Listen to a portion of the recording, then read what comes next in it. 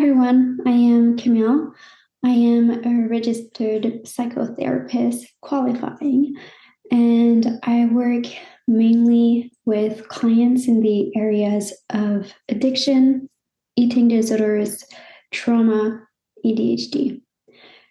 And Hopewell is an organization that is really dear to my heart. I've been volunteering on and off for years with Hopewell, and it has really changed my life and changed a lot of other people's life.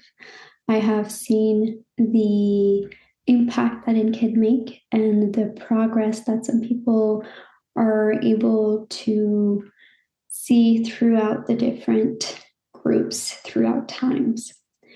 And it is such a beautiful opportunity for me today to be speaking with you. Today, the workshop that I will be doing is called A New Year, A True You, Embracing Recovery with Compassion. As we all know, New Year's often brings themes of renewal, setting intention, and personal growth. Recovery is a journey of self-discovery, and it is one that encourages self-compassion rather than holding on to the idea that you must fix or achieve something external to yourself to feel worthy.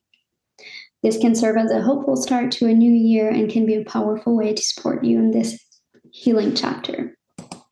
So the goal is obviously to create a supportive environment. And what does that mean? That means that this is a safe space without judgment and that is trauma informed. This workshop is focused on recovery, self-love, and healing, and it avoids using specific numbers to minimize triggers. I am a trained therapist and I can offer support. However, please be aware that I am not a crisis counselor. So if after reading this, listening to this, you feel triggered or you feel like you need additional support, please do not hesitate to reach out to one of the resources that I have put at the end of this workshop. To begin, let's look at the difference between resolution versus intention. So when we think of New Year's resolution, we often think of very specific goals with very specific outcomes. We are usually attached to achievements, to a timeline, and we have high expectations for ourselves. We often hear the words discipline, and it brings a feeling of urgency, even I would say rigidity to it. When there is expectations, there is a pressure related to it. On the other hand, if we look at the word intention, it is more about the process of it, about having a purpose, a sense of direction, a focus to our action. It's about a different mindset or attitude, and it is flexible. It's about devoting your energy and your thoughts to something that really matters to you, to something that you really care about. So really just checking in with yourself and how those two words sit in your body. How does it feel to say those words in your mind? And what does that entail? Now, talking a little bit about diet and wellness culture. And I want to start with the pictures of the three dogs. Of course, they are all very cute. And I often use animals as a way to describe that we don't necessarily judge our pets' appearance, right? We love them for who they are, not necessarily for what they look like. And we accept that they all have a different shape, size, colors, etc. They all look different, and that's what makes them unique. And I like using that comparison to really bring a sense that humans are the same way, and somehow we all try to force ourselves to fit into boxes. Now, wellness culture is about making money off of you, off of your insecurities. It's about the pressure to fit into a specific beauty standards on social media, on ads. It has unrealistic body types, and it really has shifted within the last decade, I would say, into more of a wellness culture relating to gut health. So let's talk a little bit about that. First, new year, new body. We often have this idea that when comes New Year's, we need to be starting a detox. We need to reset. We need to be going to the gym. We need to be doing all of those juice cleanses. So it's really this idea that what your body is doing at the moment is not enough. And it's almost you need to erase it and start something brand new. But your body is naturally detoxing all of the time. That's why we have kidneys. And sometimes adding more products is not necessarily helpful. Now, I'm not necessarily saying that adding supplements that are recommended by your doctor is something to avoid. That's not what I'm saying. But what I'm saying is that a lot of products out there that are branded as wellness products and services do not necessarily have your best interest at heart, but they're more so making money off of your fear around health, maybe. And this idea that we really need to be starting again. Gym membership will have sales at the beginning of the year usually. So all those little things like that that add up that makes us feel like we are not enough. Next, summer is coming. As you all know, when summer comes around, there's usually an added pressure to fit into those shorts, to fit into those bathing suits, and all of the beach body, all of those bikini body. Those are all part of the diet culture, and recognizing them as that can be really helpful in understanding that this pressure do not need to be internalized. Although it is hard to detach yourself from that, at least if we can recognize and take a step back that this has nothing to do with us, but it is a marketing strategy. Lastly, love, sex, and shopping. So when we think about Valentine's Day, that's coming up as well, we often think of having to be sexy, having to fit into lingerie, and all of those things that really will objectify our body and will focus on the appearance of it without really valuing our worth or valuing the functionality of us. As we all know, in society, there is an emphasis on male's pleasure and not so much on women's pleasure. And that's also part of it because diet culture is very deeply patriarchal, and understanding the roots of diet and wellness culture and beauty standards can help us understand a little bit better why we feel this pressure to conform. The other thing too that goes into love, sex, and shopping is oftentimes women or people in general are uncomfortable seeing themselves naked or having other people see them naked. So often showers, changing rooms, and then sex in the bedroom can be sources of insecurities and of anxiety. So knowing and remembering that your body is good enough as it is, and it doesn't need to change to be loved, to be accepted. And of course, with the society that we have now that is fat phobic, there is some roots into that, and being able to really find people that will respect us as partners as much as they respect our body is really important in that. Now, recognizing and confronting societal beauty standards.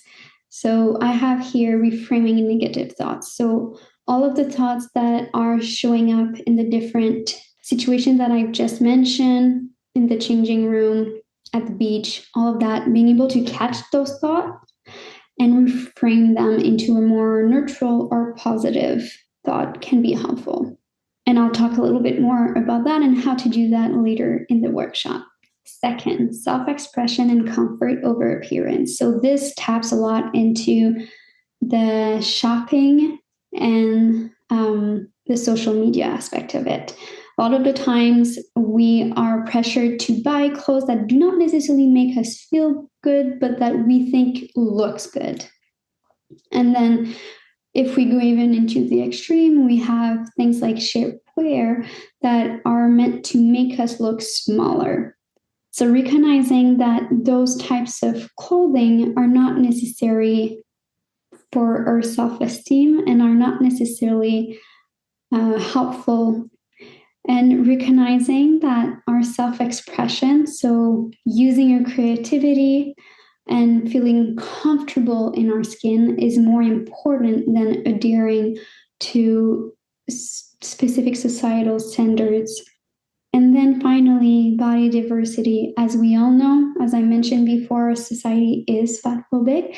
So really, one thing that is really helpful for a lot of people is diversifying their social media account, making sure that you follow people of different body size, different abilities, different attitudes that can bring a little bit of acceptance of what you look like. Another thing too that goes into the shopping, one thing that is really helpful is making sure that you follow people that have the same body size as you as well, to kind of have a better idea of what certain clothes look like or might look like on you.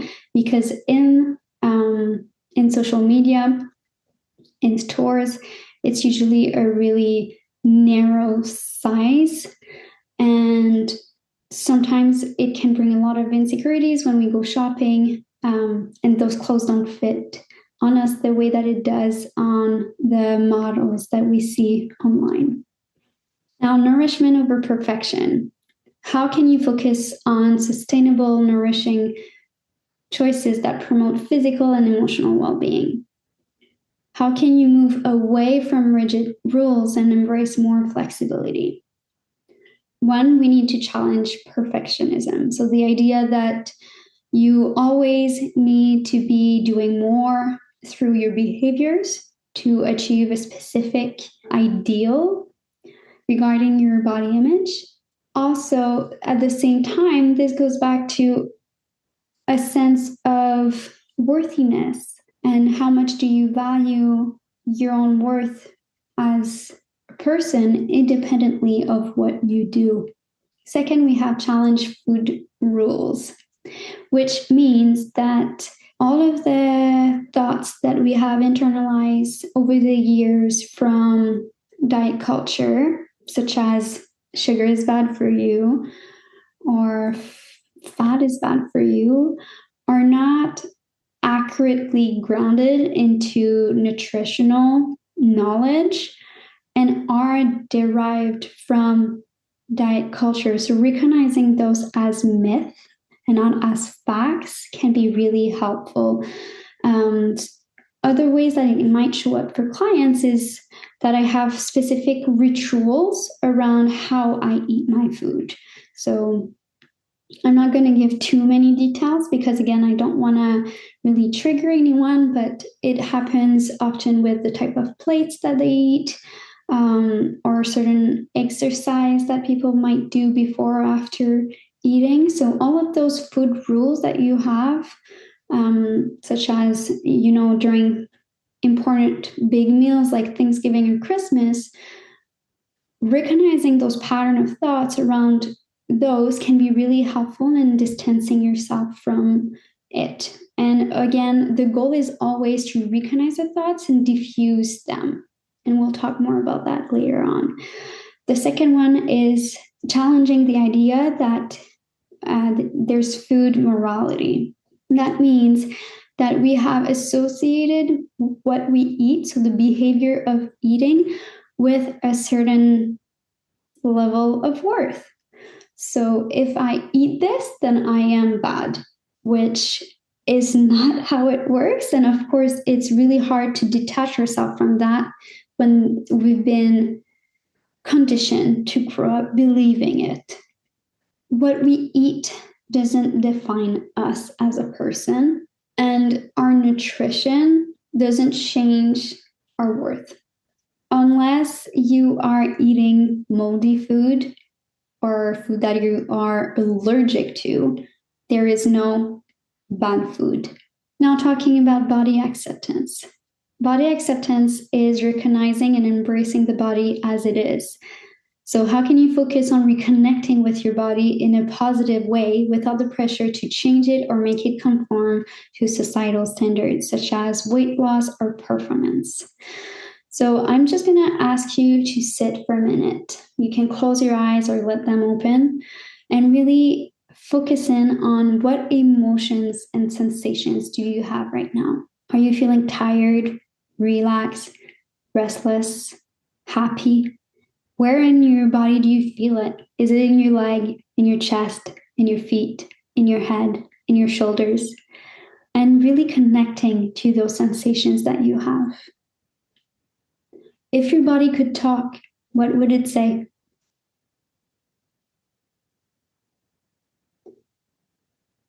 And what belief do you hold about your body, about specific parts of your body?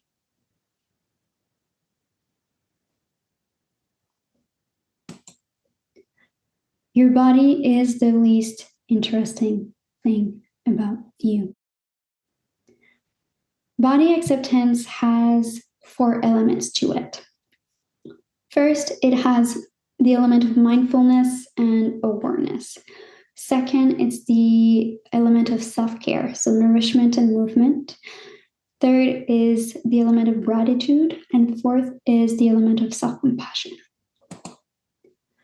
Mindfulness and self-awareness. It's asking us to be non-judgmental and have a non-attachment to the experience that we're having. Because a lot of the times, eating disordered behaviors are, in a way, experiential avoidance. That's a fancy word to basically say that we're trying to push aside, dismiss, or avoid our emotional experience and any discomfort that we might be feeling in our body. So really being able to learn how to tolerate those feelings can be helpful in navigating recovery. So it's a way of being deeply engaged and connected to the present moment without trying to change it. So body awareness requires paying attention to our internal sensations, our emotional experience, and again, where does it sit in your body?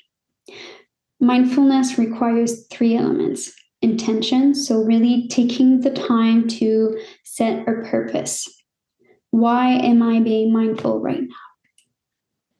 2, it requires attention, so just the focus.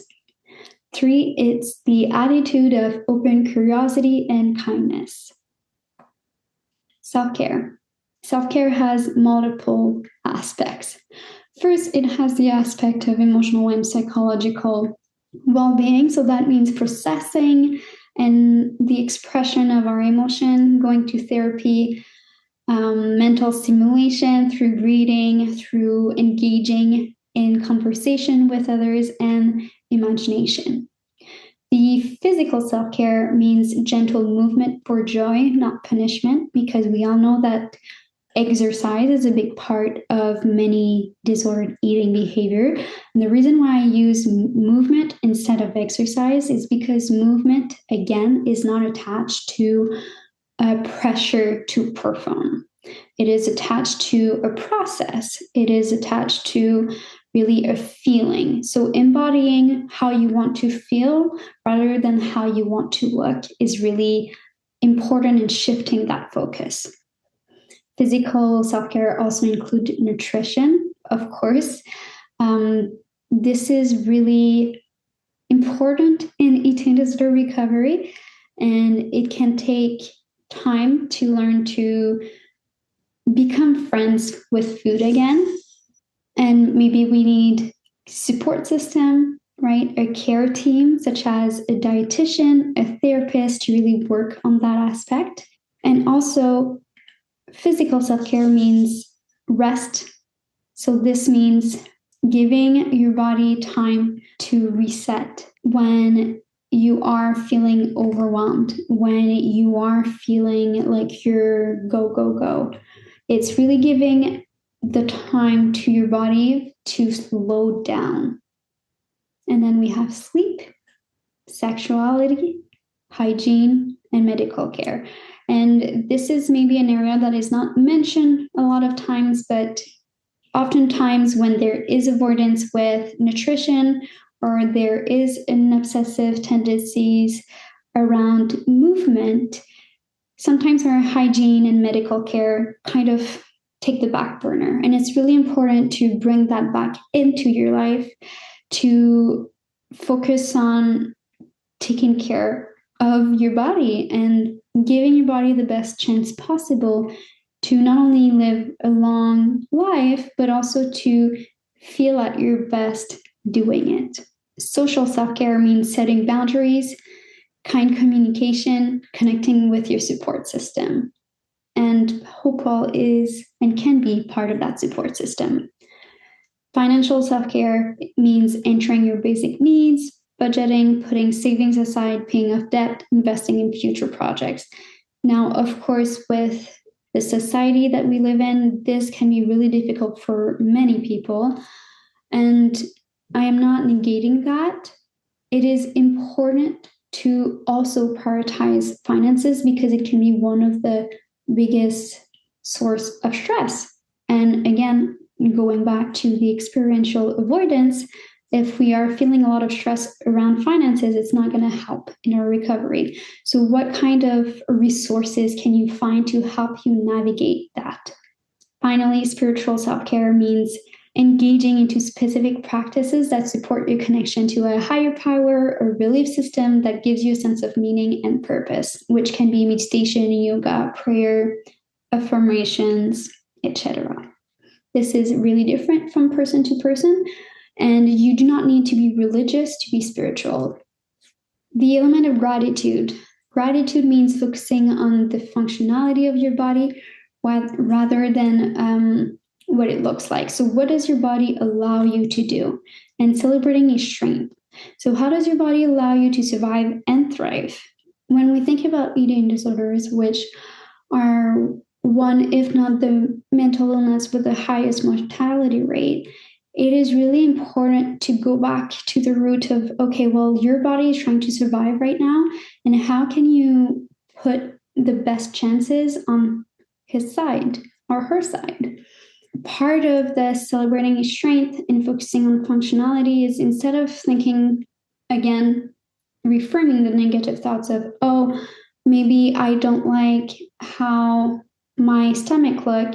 Okay, well, how can you shift that thought to, well, my body allows me to digest.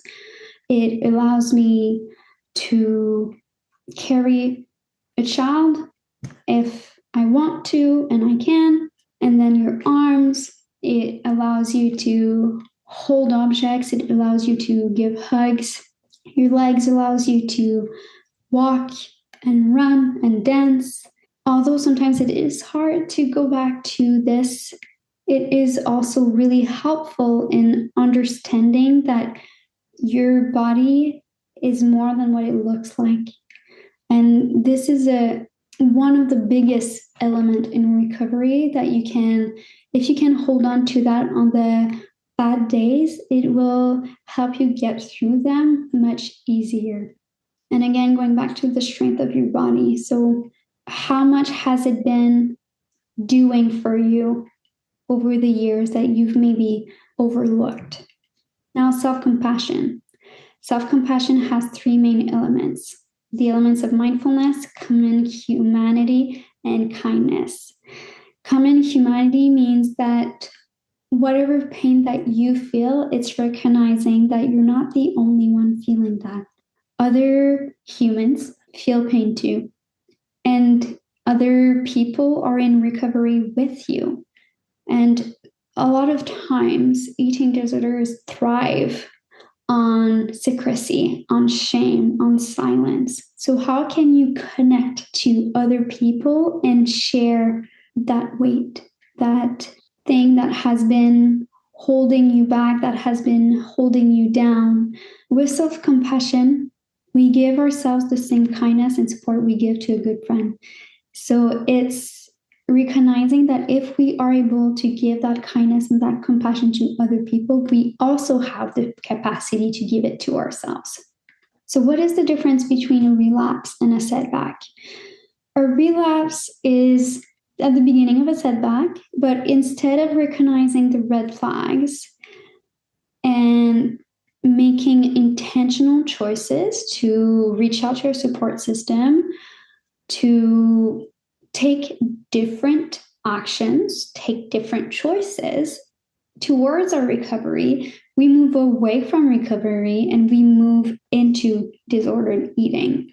So relapse is really a setback over a long period of time. Now, what's important to realize is that a relapse does not have to bring shame, and whatever progress that you've made over the years is not lost.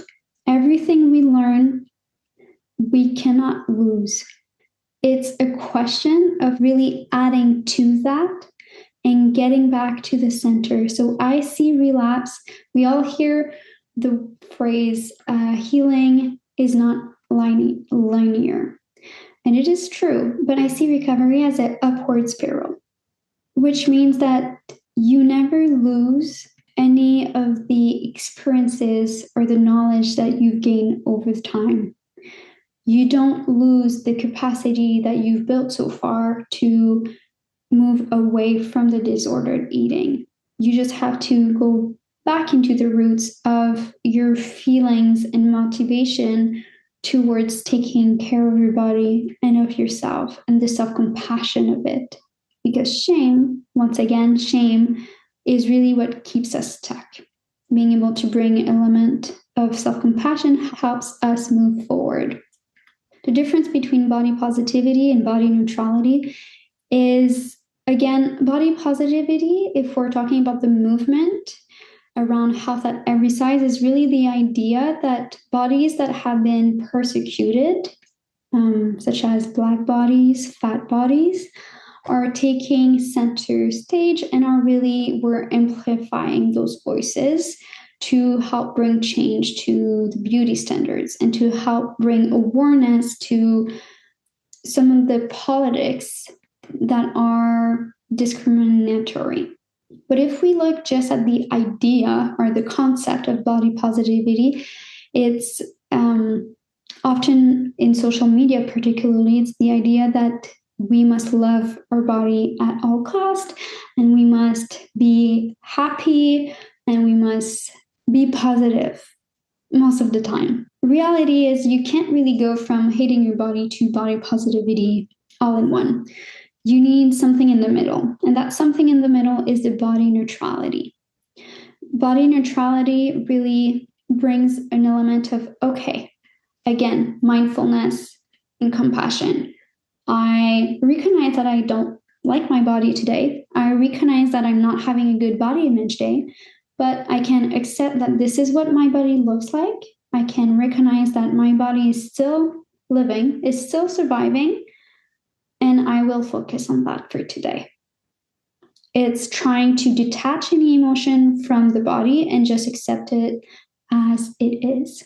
Celebrating progress and self-compassion means not overlooking all the little steps that you do, because recovery is not a mountain that you achieve in one day. And some will argue that it's not ever a mountain that you'll get to the top of it. Some argue that recovery is a lifelong process. And if that is true for you, it's learning to really build on all of those small success that you have accomplished over the years, of just learning to, again, move away from the disordered eating and towards self-compassion, towards self-love, towards body neutrality. Any small step will become a big step when we build on it. And accepting the journey. Again, going going back to the idea that this is not something that we can achieve. This is something that we can live and embody. It is a practice. It is a choice that we must make every single day to move towards our best self, towards the self that we want to be in the future. Now, understanding our triggers. That means understanding the difference between healthy versus unhealthy goals when it comes to New Year's resolutions. So a lot of people have goals around weight loss or specific achievement that they want to have by the end of the year. But it's instead of focusing on the big end goal, it's focusing on how you want to feel and what steps can you take throughout the year that can be of best purpose for you. Again, moving away from beauty standards, moving away from diet culture, and towards how you want to show up in your own life. And going back to, you might have paid attention to some of the words that I've been using. So how does our language influence our perception of ourselves and the recovery process? Because our words have power, and the way we talk to ourselves, the way we frame our thoughts, the way we frame how we speak about ourselves has an impact. So how can we be more gentle, more kind, more compassionate to ourselves and others through our language? And how does that help us? Or on the other hand, how does that hinder us from moving towards recovery? Now, building coping skills is one of the most important aspects of this. Using distress tolerance skills instead of engaging in experiential avoidance helps tremendously in recovery. Coping strategies such as mindfulness techniques and grounding exercises can help increase resiliency.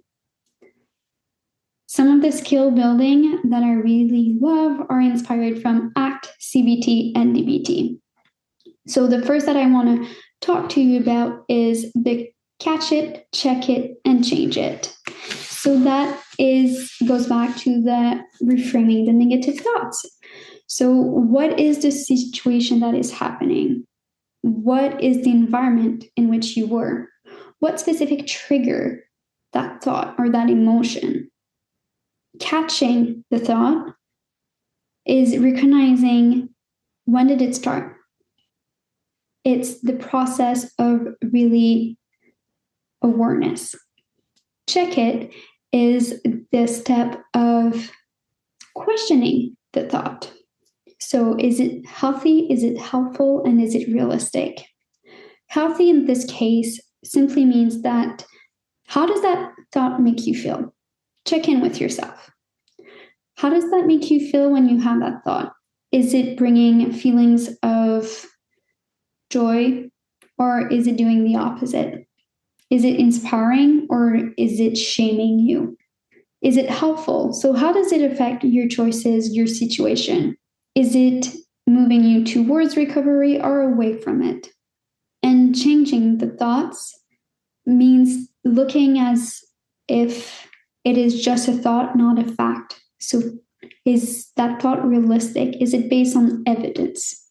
Now, changing it means that how can we make that thought more neutral without judgment in it?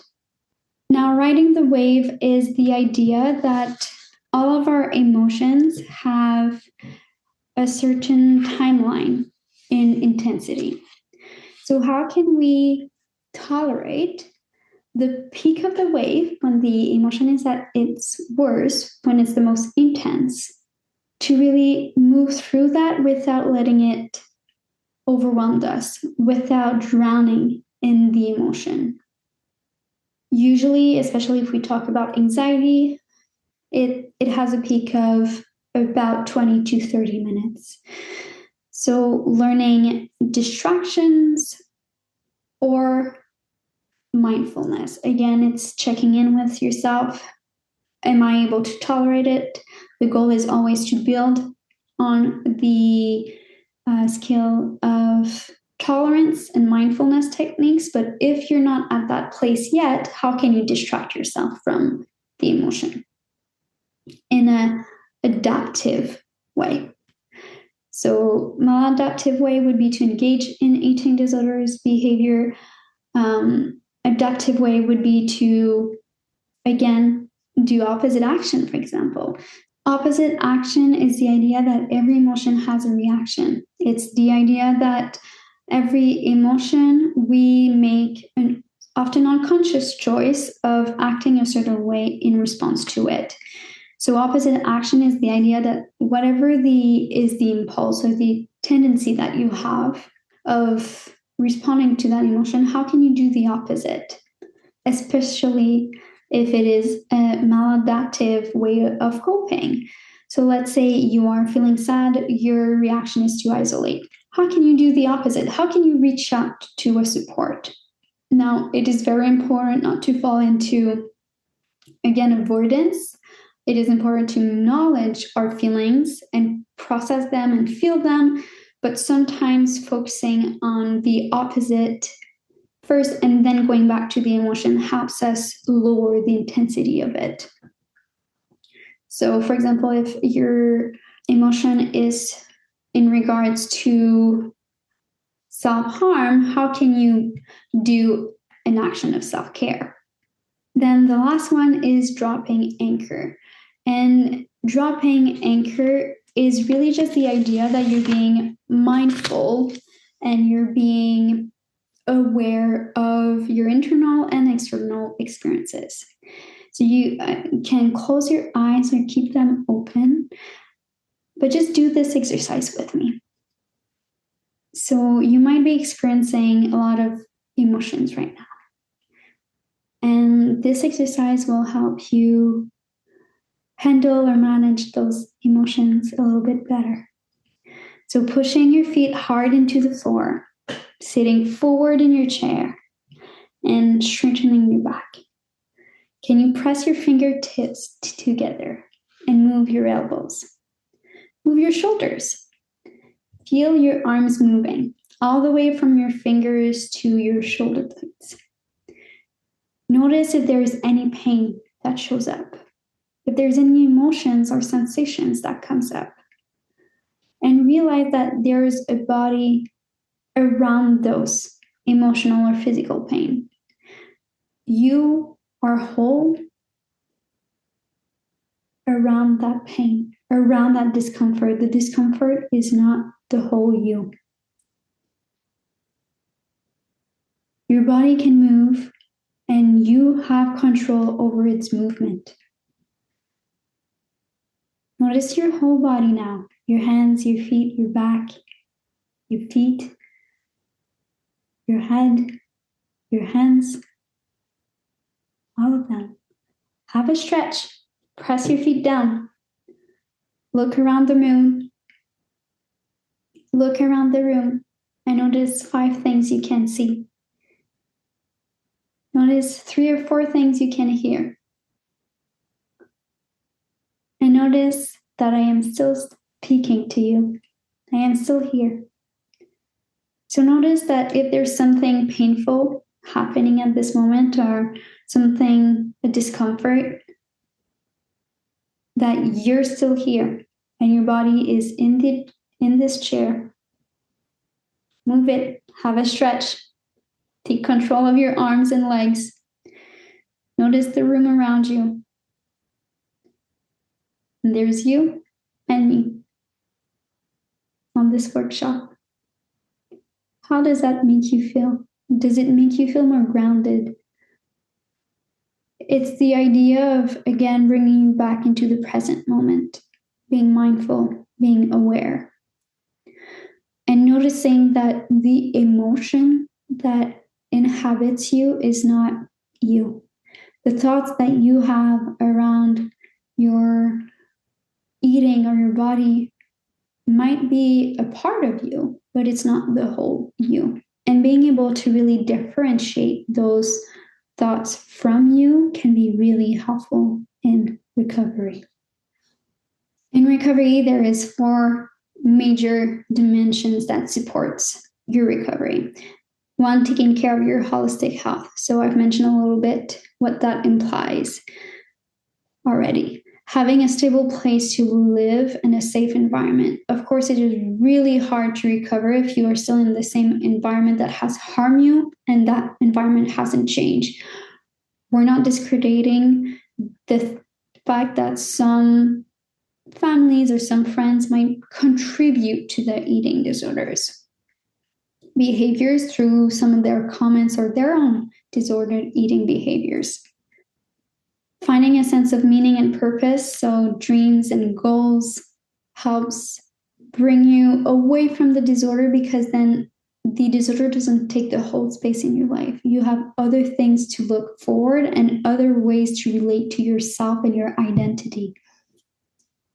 Having a community where you can build healthy relationships, so your support system, is fundamental, and Hopewell is doing just that. Now, intention setting. So how do you want to feel in your recovery?